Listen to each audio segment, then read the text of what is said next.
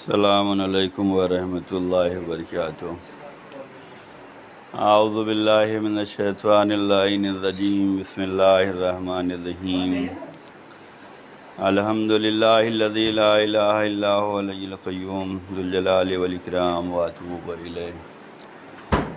الحمد للہ الذی کان موجودا قبل حدوث الاشیاء ویبقى بعد فناء الاشیاء وتفرد بالاولیۃ والقدم ووسم كل شيء ما عدا بالفناء والعدم كما قال عز شان كل شيء هالك إلا وجهه وكل نفس ذائقة الموت وقال كل من عليها فان ويبقى وجه ربك ذو الجلال والإكرام والصلاة والسلام على أشرف الأنبياء والمرسلين حبيب إله العالمين بالقاسم محمد اللهم صل على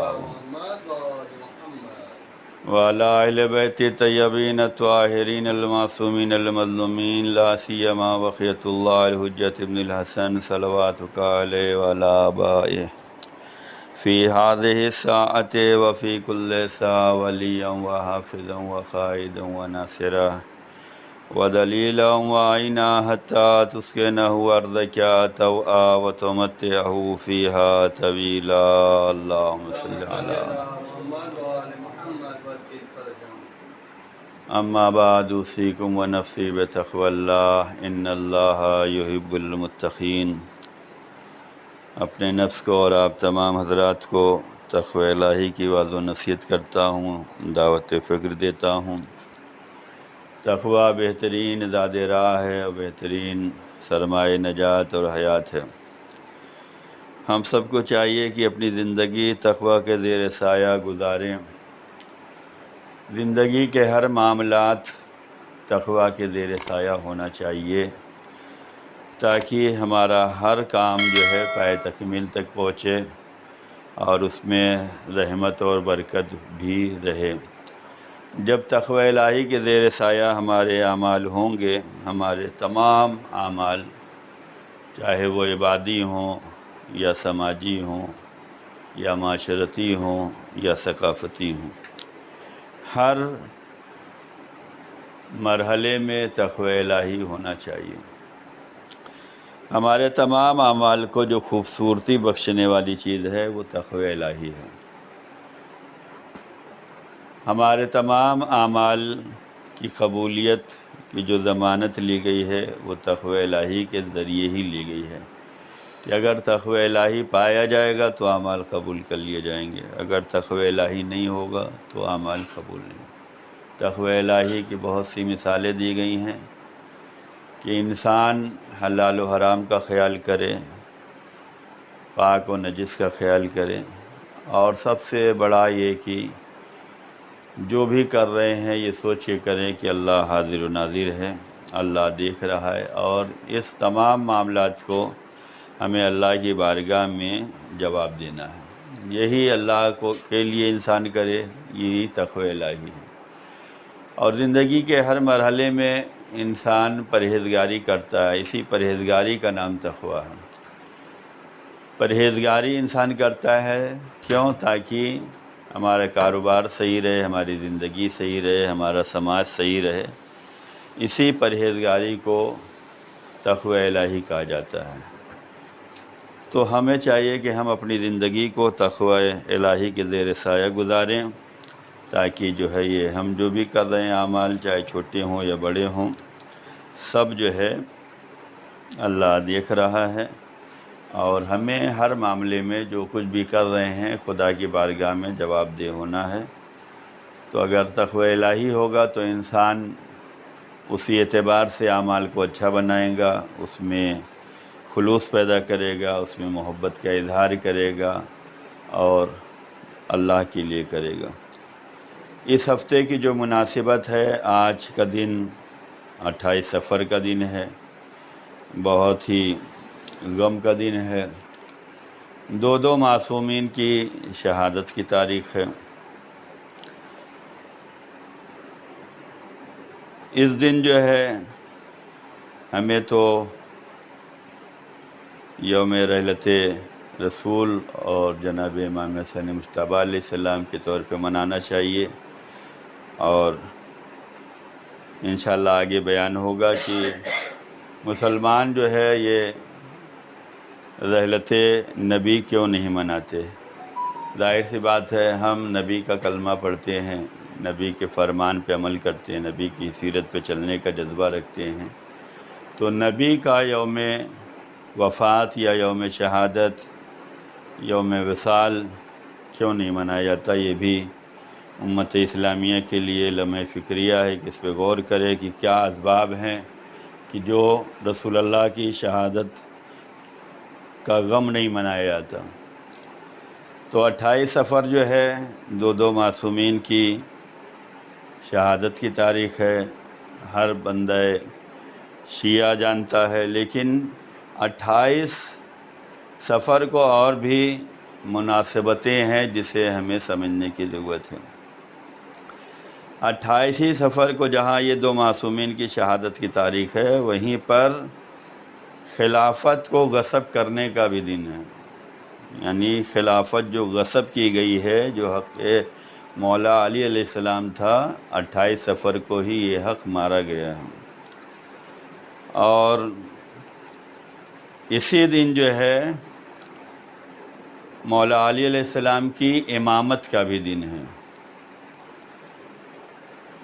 ایک زمانے میں کئی امام ہوتے ہیں لیکن اپنی امامت کا اظہار نہیں کرتے، ادعا نہیں کرتے۔ بس امام اللہ بنا کر بھیجتا ہے، لیکن ایک امام کے ہوتے ہوئے دوسرا اپنی امامت کا اعلان نہیں کرتا۔ جب تک رسول اللہ تھے تب تک مولا علی نے اپنی امامت کا اظہار نہیں کیا، جب تک مولا علی تھے تب تک امام حسن نے اظہار نہیں کیا، جب تک مولا امام حسن تھے مولا حسین نے اظہار نہیں کیا۔ تو یہ 28 صفر جو ہے وہ جو ہے امامت مولا کائنات حضرت امیر المومنین علی بن ابی طالب علیہ السلام کا بھی دن ہے۔ 29 صفر جو ہے یہ جناب صالح کی قوم پر جو ہے عذاب نازل ہوا تھا۔ پچھلے جمعے میں ہم نے عرض کیا تھا کہ جناب صالح نے امت کو 3 دن کا موقع دیا تھا۔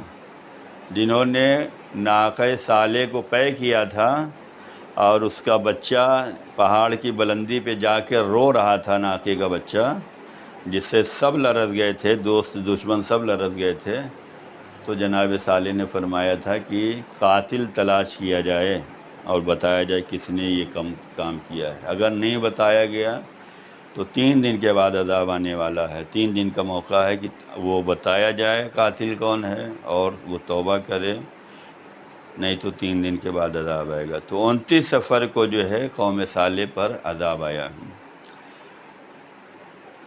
اور 30 صفر جو ہے یہ ایک روایت کی مناسبت سے حضرت امام علی رضا علیہ السلام کی شہادت کی تاریخ ہے۔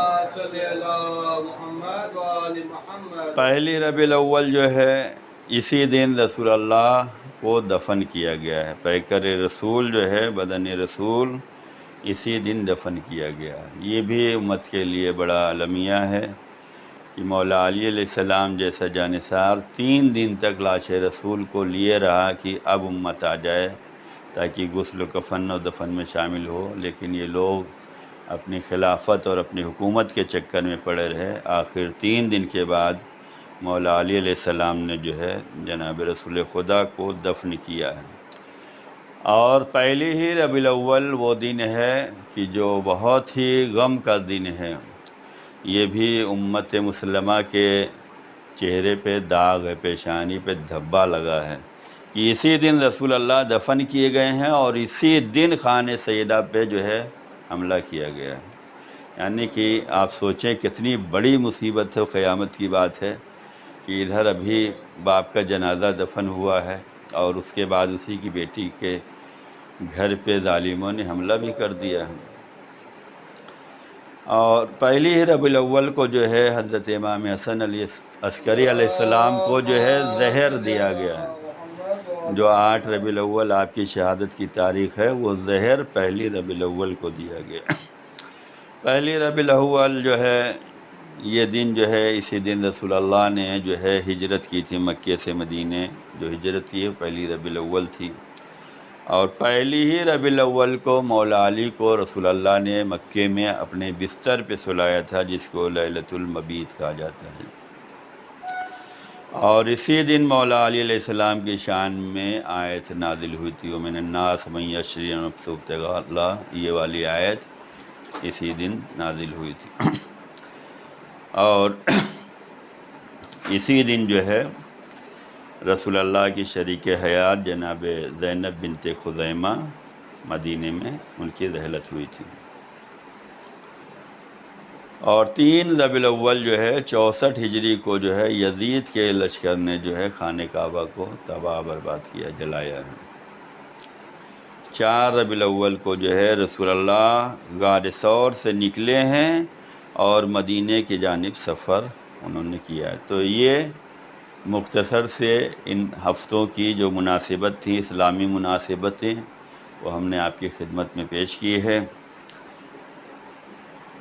اور یہ اس لیے پیش کی جاتی ہے تاکہ ہم لوگ جو ہے اسلامی تاریخ سے، اسلامی واقعات سے، اور جو کچھ اس ہفتے کی مناسبت سے ہے اس سے ہمیں آگاہ رہنا چاہیے۔ ظاہر سی بات ہے ہماری درسگاہ یہی نماز، یہی مجلس، یہی فرض ادا، یہی شب بیداری، یہی جمعہ، یہی وہ چیزیں ہیں جہاں سے ہمیں اسلامی تعلیمات ملتی ہیں۔ تو رسول اللہ کی رحلت، رسول اللہ کو بھی زہر دیا گیا، وہ جو عالمین کے لیے رحمت بن کر آئے ان کو بھی زہر دیا گیا ہے۔ نبی بھی امتحان کی منزل سے گزرے، بڑے سخت دور سے گزرے ہیں، اور خاص طور سے آپ کا آخری وقت جو تھا، وہ آخری ہفتے سمجھ لیں، یہ بڑا سخت تھا، اس لیے کہ لوگ اپنی پلاننگ کر رہے تھے اور رسول اپنا پلان تیار کر رہے تھے، اور ایسے حالات بنائے گئے کہ رسول آخر وقت میں بہت زیادہ غضبناک نظر آئے۔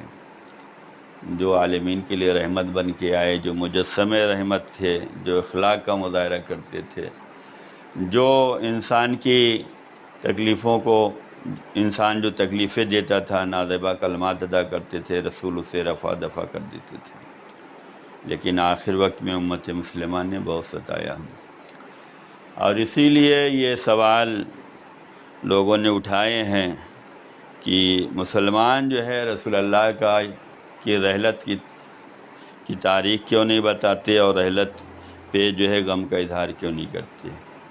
اس لیے نہیں کرتے کہ کئی اسباب ہیں، اگر کیا جائے گا تو پھر سوال اٹھے گا کہ تم لوگ کہاں تھے، فلاں لوگ کہاں تھے۔ اسی لیے یہ سوال نہ اٹھنے پائے، وہ اس دن کو ہی نہیں مناتے۔ ظاہر سی بات ہے وہ انسان جس نے ہمیں ہدایت دی ہے، ہمیں اللہ سے ملایا ہے، اللہ کے احکام ہم تک پہنچائے ہیں، ہمیں دیندار بنایا ہے، خدا کا بندہ بنایا ہے، عبادت گزار بنایا ہے، اسلام کی تعلیمات سے آراستہ کیا ہے، مومن بنایا ہے، اتنا تو ہمیں کرنا چاہیے تھا کہ اس کی ولادت پہ بھی اور اس کی شہادت پہ بھی ہمیں کم از کم یاد تو کرنا چاہیے تھا، دن منانا چاہیے تھا، ورنہ یوں تو ہمیشہ رسول اللہ کا شکر ادا کرنا چاہیے، اس کا احسان ماننا چاہیے کہ اسی کے بتائے ہوئے طریقے پہ نماز پڑھ رہے ہیں، اسی کے بتائے ہوئے دین پہ چل رہے ہیں۔ لیکن رحلت کی تاریخ کو، رحلت کے دن کو غم کے طور پہ کیوں نہیں مناتے؟ اس میں یہی ساری وجوہات ہیں کہ اگر ان کی رحلت منائی جائے گی تو وہ واقعات بھی بیان کیے جائیں گے کہ جو رسول کو آخری زمانے میں، رسول کے آخری زمانے میں پیش آئے ہیں۔ تو امت مسلمہ تمام واقعات کو چھپانے کے لیے جو ہے رسول کا غم نہیں مناتی ہے، ورنہ رسول کا آخری وقت تھا۔ رسول اللہ فرماتے تھے کہ میرے دوست کو بلاؤ، تو لوگ مولا علی کو نہیں بلاتے تھے، بلکہ وہ اپنے اپنے والد کو بلاتے تھے، اپنے اپنے باپ کو آواز دیتی تھی۔ اور رسول اللہ منہ پھیر لیتے تھے، کہتے نہیں میں نے انہیں نہیں بلایا ہے، اس کو بلاؤ جو محبوب ہے، جو ہمارا دوست ہے، جو خدا رسول جس سے چاہتے ہیں اسے۔ جب ان لوگوں نے ٹرائی کر لیا کہ وہ اپنے باپ کو بلا رہی ہیں، وہ اپنے باپ کو بلا رہی ہیں، رسول نے کہا نہیں، یہ نہیں، ہمارا مقصد یہ نہیں ہے، ہمارا مقصود یہ نہیں ہے۔ جب مولا علی آئے ہیں تو رسول اللہ خوش ہوئے، حالت مرض میں بستر مرض پر ہیں، خوش ہوئے، کہا ہاں انہیں ہم بلا رہے ہیں، انہیں طلب کر رہے ہیں۔ اور پھر رسول اللہ نے انہیں کیا باتیں ہوئیں، ملتا ہے کہ جب مولا علی رسول کی بارگاہ سے نکلے تو لوگوں نے پوچھا کہ رسول اللہ نے کیا فرمایا آپ سے؟ تو مولا علی علیہ السلام نے فرمایا کہ رسول اللہ نے جو ہے علم کے 1000 باب ہمیں سکھائے ہیں، اور ہم نے ہر باب سے 1000 باب جو ہے سمجھا ہے۔ اب انہیں کیا جواب دیں کہ یہ لوگ اس فکر میں ہیں کہ کیا کہہ رہے ہیں رسول۔ ظاہر سی بات ہے ان لوگوں نے قلم دوات نہیں دیا، لکھنے کے لیے کاغذ نہیں دیا، اور جب مولا علی سے رسول اللہ نے باتیں کی، وصیتیں کی، تو یہ باہر کھڑے ہو کے پوچھ رہے ہیں بتاؤ کیا کیا۔ یعنی اتنی جستجو ہے، اتنی فکر ہے کہ بس ہمیں پتہ رہنا چاہیے کہ کیا کیا ہو رہا ہے۔ تو ایسے میں جو ہے یہ واقعات تمام سنانے پڑیں گے، لہذا امت جو ہے یہ نہیں بتاتی۔ حکم خدا کی حکم رسول کی نافرمانی کی گئی۔ حکم رسول کی نافرمانی کرنا، کیا ایمان پہ سلامتی رہے گی؟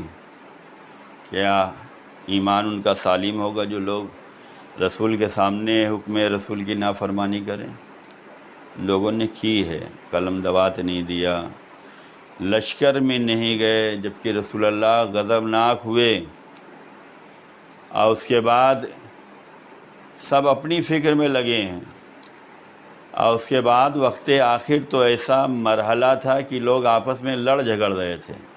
کوئی کہہ رہا تھا کہ رسول کا کہنا مان لیا جائے، کوئی کہتا تھا نہیں مانا جائے، آپس میں لڑ جھگڑ رہے تھے۔ اتنا شور بلند ہوا کہ رسول اللہ نے سب کو بھگا دیا، کہا ہمارے یہاں سے نکل جاؤ یہاں سے۔ یہ وہ ساری چیزیں ہیں جو تاریخ میں ہیں کہ رسول نے آخر وقت میں نکال دیا، کہا بھاگ جاؤ یہاں سے، نکل جاؤ، ہم سے دور ہو جاؤ۔ یہ بھگائے ہوئے لوگ یہی بعد میں حکومت پہ قابض ہوئے۔ جب تک پلان ان کا سکسیس نہیں ہو گیا تب تک مدینے میں تلوار لیے پھر رہے تھے کہ کوئی یہ نہ کہے کہ رسول کا انتقال ہو گیا۔ یعنی رسول کی رحلت واقع ہو چکی ہے، اور کسی کی زبان پہ جملہ بھی نہیں آنے دے رہے ہیں کہ رسول کا انتقال ہو گیا۔ کیوں؟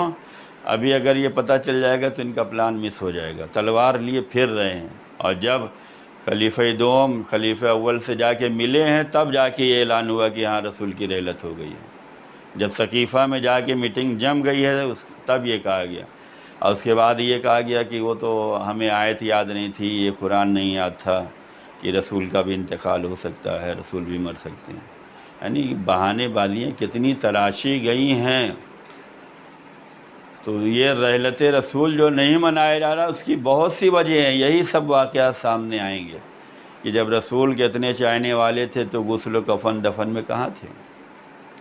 مولا علی 3 دن تک لاش رسول لیے بیٹھے تھے کہ لوگ آئیں، تاکہ بعد میں ایسا نہ ہو کہ اگر اسی ٹائم دفن کر دیا جاتا، اسی دن دفن کر دیا جاتا تو لوگ کہتے کہ ہمیں تو پتہ نہیں چلا، ہم آنے کے لیے تیار تھے۔ مولا علی 3 دن تک جو ہے لاش رسول لیے تھے، اور پہلی ربیع الاول کو جو ہے دفن کیا ہے۔ اور امام حسن مجتبیٰ علیہ الصلاۃ والسلام کی جو ہے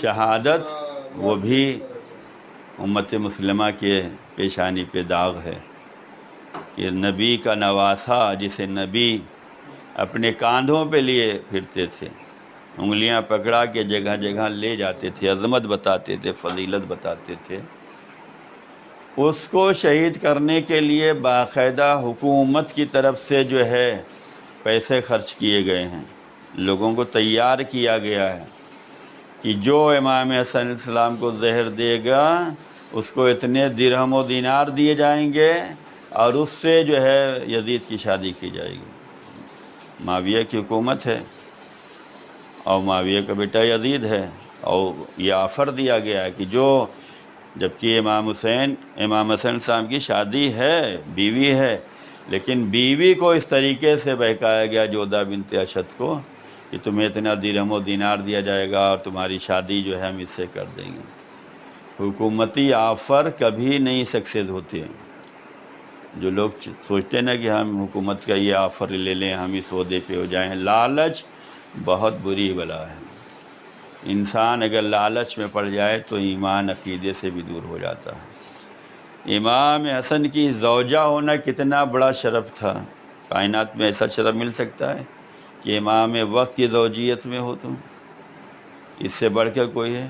جنت ہے، سب کچھ ہے، دین و دنیا دونوں ہیں، لیکن انسان کبھی کبھی ایسا بہکتا ہے کہ اسے دنیا کے پیچھے دوڑ لگانی ہے، اور اس نے جو ہے یہ آفر قبول کیا ہے۔ رسول اللہ کو بھی زہر دیا گیا، مولا حسن کو بھی زہر دیا گیا، تمام ائمہ کو زہر دیا گیا، مولا حسین اور امام زمان کے علاوہ سب کو زہر دیا گیا، جناب سیدہ کے علاوہ زہر۔ اور اس کے بعد جب اس نے اپنا آفر لے کر جو ہے معاویہ تک پہنچی ہے جودہ ابن اشد، تو معاویہ نے ٹھکرا دیا، کہا کہ جب تو امام حسن کی نہ ہوئی تو میرے بیٹے کی کیا ہوگی؟ حکومتیں ہی کرتی ہیں، کام نکل آیا تو پھر نہیں دیکھنا ہے، مقصد پورا ہو گیا تو پھر آپ کوئی کام کے لائق نہیں ہیں۔ جب تک مقصد نہیں پورا ہوگا تب تک آپ جو ہے ہمارے لیے بہت اہم ہیں، لیکن مقصد پورا ہو جائے تو پھر کوئی اہمیت نہیں رہتی۔ جودہ بنت اشد کو معاویہ نے ٹھکرا دیا، کہا تو اپنے شوہر کی نہیں ہوئی تو میرے بیٹے کی کیا ہوگی؟ نہیں کرنا ہے۔ جیسے عمر سعد کو ابن زیاد نے جو ہے دھتکار دیا، جب تک شہادت امام حسین نہیں ہوئی تھی یہی تھا کہ تمہیں رے کی حکومت دے رہے ہیں، تمہیں یہ آفر ملے گا، یہ انعام ملے گا۔ اور جب شہادت حسین کے بعد عمر سعد ابن زیاد کے پاس پہنچا ہے، لیٹر لے کر دکھلایا کہ یہ تمہارا آفر تھا، کہا تمہیں رے کی حکومت نہیں ملے گی، تو وہاں چھپ چھپ کر ملتا رہا۔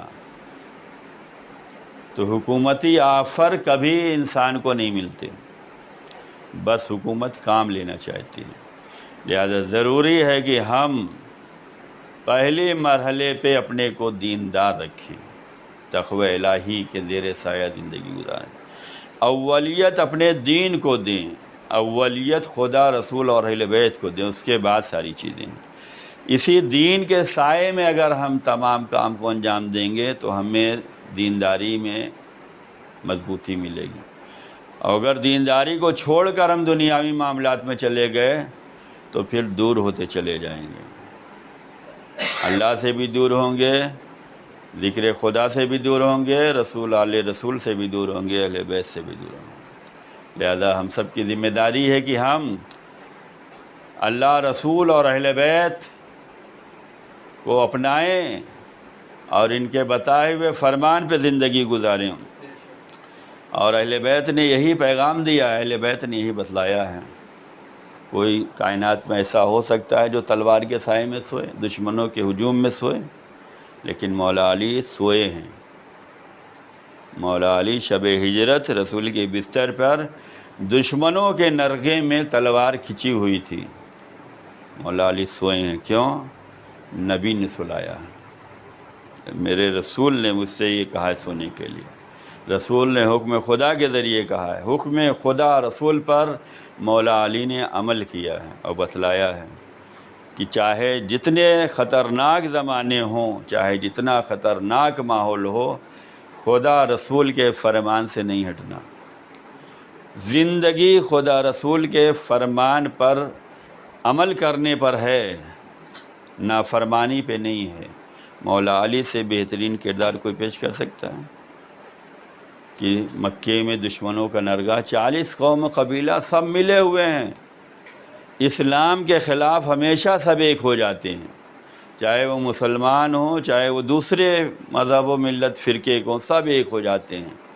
ایسے سب پارٹیوں میں بنے رہیں گے، یہ ہمارا فرقہ، وہ ہمارا مسلک، یہ ہمارا دین، وہ تمہارا دین، لیکن جب اسلام کا معاملہ آئے گا سب 40 قبیلے کے سردار مل گئے تاکہ رسول کسی سے بدلہ نہ لے سکیں. اگر 1-2 قبیلہ ہوگا تو رسول بدلہ لیں گے، بنی ہاشم بدلہ لیں گے، لیکن جب 40 قوم و قبیلہ مل جائے گا تو کیسے بدلہ؟ 40 قوم قبیلے کے سرداروں نے تلوار تانی ہوئی ہے، اور علی بڑے سکون سے سو رہے ہیں. کیوں؟ خدا رسول کے احکام پر عمل کر رہے ہیں.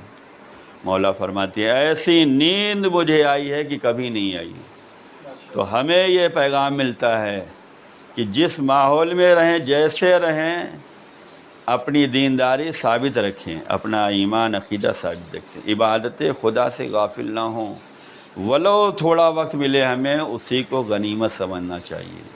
یہ نہیں ہے کہ یہ بہانہ کر دیں کہ ہمیں فرصت سے نماز پڑھنے کا موقع ملے. نہیں، کبھی کبھی آپ کو آدھا گھنٹہ نہیں ملے گا، کبھی کبھی آپ کو 5 ہی منٹ ملے گا. اس 5 ہی منٹ کو غنیمت سمجھ کے آپ نماز تمام کر دیں. اس بہانے میں نہ رہیں کہ آدھا گھنٹہ ملے گا تو ہم سکون سے عبادت کرنے کے عادی ہیں، جلدی نہیں کرنے والے. نہیں، میدان کربلا میں امام حسین علیہ السلام نے ظہرین کیسے پڑھی ہے؟ جنگوں میں امام علی علیہ السلام نے جنگ صفین میں نماز کیسے پڑھی ہے جو 18 مہینے چلی ہے نا جنگ؟ 18 مہینے جنگ صفین چلی ہے. نماز کیسے ہوتی تھی؟ نماز ایسے ہوتی تھی کہ امام اور پیچھے جماعت، 2 رکعت یہ لوگ جماعت سے پڑھتے تھے، اس کے بعد 2 رکعت فرادہ کر کے دوسرے لوگ جوائن کرتے تھے. یہاں یہ نہیں کہہ سکتے کہ ہم آدھے گھنٹے کے پڑھنے کے عادی، ہم سکون سے پڑھنے والے ہیں، ہمیں تو بڑا بڑا سورہ پڑھنا ہے، ہمیں تعقیبات پڑھنا. نہیں، جتنا وقت مل رہا ہے اس کو ادا. اصل چیز جو ہے واجبات کی ادائیگی ہے. یہ آپ کو 1 گھنٹہ مل رہا ہے تو بھی غنیمت سمجھیں، 5 منٹ 1 منٹ مل رہا ہے تب بھی غنیمت سمجھیں. نماز کو فراموش نہ کریں. وقت آخر ہے، سورج ڈوبنے والا ہے، آپ کی ظہرین باقی ہے، تو پہلے آپ عصر کی نماز پڑھ لیں. 5 منٹ میں عصر پڑھ سکتے ہیں. 5 منٹ ہے، 5 منٹ ظہر جانے دیں، قضا ہو گئی، عصر پڑھیں. 1 رکعت بھی آپ اگر ٹائم میں پڑھ لیے تو وہ 4 مانی جائے گی. اللہ تو اتنا مان رہا ہے کہ 1 رکعت بھی اگر تم نے ٹائم پہ پڑھ لیا، سورج ڈوبتے اگر 1 رکعت بھی تم نے پڑھ لیا ہے، تمہاری باقی نماز مان لی جائے گی. یہ کیوں؟ یہ تاکہ واجبات کی ادائیگی ہونی چاہیے، ذمہ داری ادا ہونی چاہیے، فرائض جو ہیں وہ ادا ہونی چاہیے. خدا ہم سب کو توفیق دے کہ ہم در اہل بیت پہ ثابت قدم رہیں اور مولا کے فرمان پہ عمل کرتے رہیں. خدا ہمارے آنے کو قبول کرے، خدا ہمارے اعمال کو قبول کرے، ہمارے گناہ صغیرہ کبیرہ کو معاف فرمائے، در اہل بیت پہ ثابت قدمی عنایت فرمائے. ہم سب کے درمیان اتحاد و اتفاق کی دولت نصیب فرمائے. مل جل کر خدمت دین اور خدمت ادا کرنے کی توفیق عنایت فرمائے. ظہور امام میں خدا تعجیل فرمائے. بسم اللہ الرحمن الرحیم. ان احسن الحدیث و ابلغ الموعظہ کتاب اللہ. اعوذ باللہ من الشیطان الرجیم. بسم اللہ الرحمن الرحیم. انا اعطیناک الکوثر فصل لربک وانحر ان شانئک هو الابتر. اللہم صل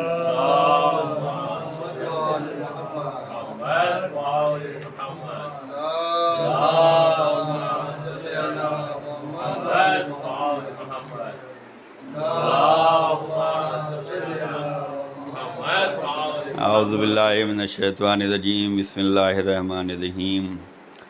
الحمدللہ الذی لا الہ الا هو الحلیم الکریم غافر الذنب قابل التوب وهو الغفور الرحیم. سبحان من سبقت رحمتہ غضبہ وبسط الیدین بالرحمہ. سبحان من لم یکن له نفس الا دونه وسعها وعفى عن السیئات ولم یجاذبها. سبحان من لا یزداد الا معاصی العباد الا کرما وجودا ولا کثرة الذنوب الا عفوا وصفا. نشهد ان لا الہ الا اللہ وحدہ لا شریک لہ واشہد ان محمدا عبدہ ورسولہ واشہد ان امیر المؤمنین واولاد المعصومین حجج اللہ. اما بعد. یہ ایام اضحیٰ کا آخری عشرہ ہے، اور یہ آخری عشرہ جو ہے وہ درد بھرا ہے، غم کا یہ عشرہ ہے. قیامت کے واقعات ہیں. جناب زہرا کی جو شہادت منائی جاتی ہے، لیکن جناب زہرا کی جو مصیبتیں ہیں وہ شروع ہو چکی ہیں. پہلو شکستہ کا جو غم مناتے ہیں وہ پہلو شکستہ ہو چکا ہے.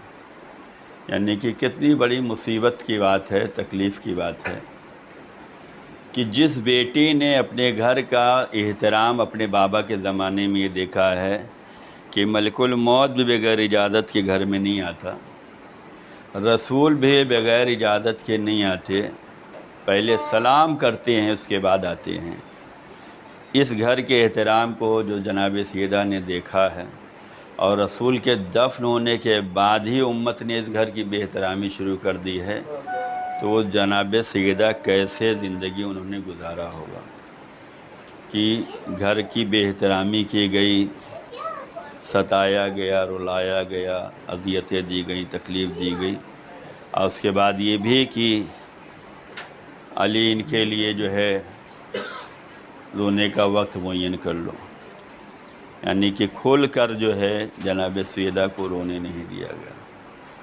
رونے پہ پابندیاں شاید اسی لیے لگائی جاتی ہیں کہ جب رویا جاتا ہے تو لوگوں کو پتہ چلتا ہے، لوگ معلوم کرتے ہیں کیوں رو رہے ہیں، تو انہیں پتہ چلتا ہے کہ یہ اپنے بابا کے غم میں رو رہی ہیں۔ رونے پہ ظالموں نے اسی لیے پابندی لگائیں تاکہ حقیقت پتہ چلتی ہے۔ جناب سیدہ کتنی مظلوم ہیں کہ جس دن بابا کی تدفین ہوئی ہے اسی دن ان کا گھر جو ہے ظالموں کے نرغے میں آ گیا، اور شہزادی فریاد کرتی رہیں، لیکن ظالمین یہ کہتے رہے کوئی بھی ہو ہم تو اس گھر کو آگ لگائیں گے۔